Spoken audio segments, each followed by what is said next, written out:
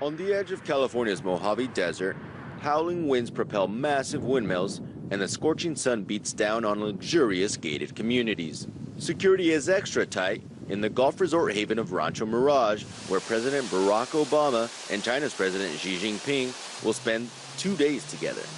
President Obama and Chinese President Xi are set to meet in this wealthy enclave. The economy is a likely topic of discussion for two of the most powerful men in the world, but it's the dark side of the cyber world which will likely take center stage during this historic meeting. These two men are going to discuss, hackers like myself and others, and how they're being used today.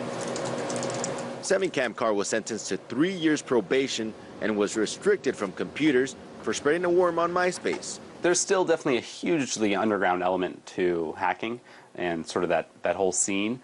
And there's also just an entirely sort of blown up element that we hear about in the news and on television and in movies as well. He says governments and corporations all over the world are hiring hackers like him to defend against and to launch attacks. One of the largest points of contentions between the U.S. and China is accusations that the Chinese government is sponsoring hackers to exploit American computer systems.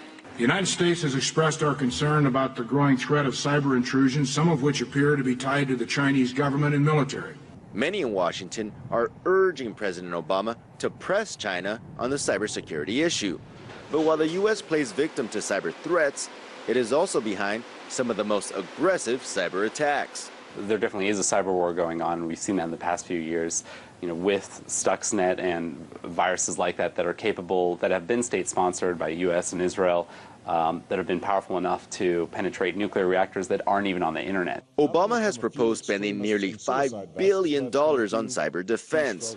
Meantime, Chinese internet insiders say China has been the target of serious cyber attacks coming from the U.S. What's even more interesting is that there's plenty of hacking going on that we don't hear about.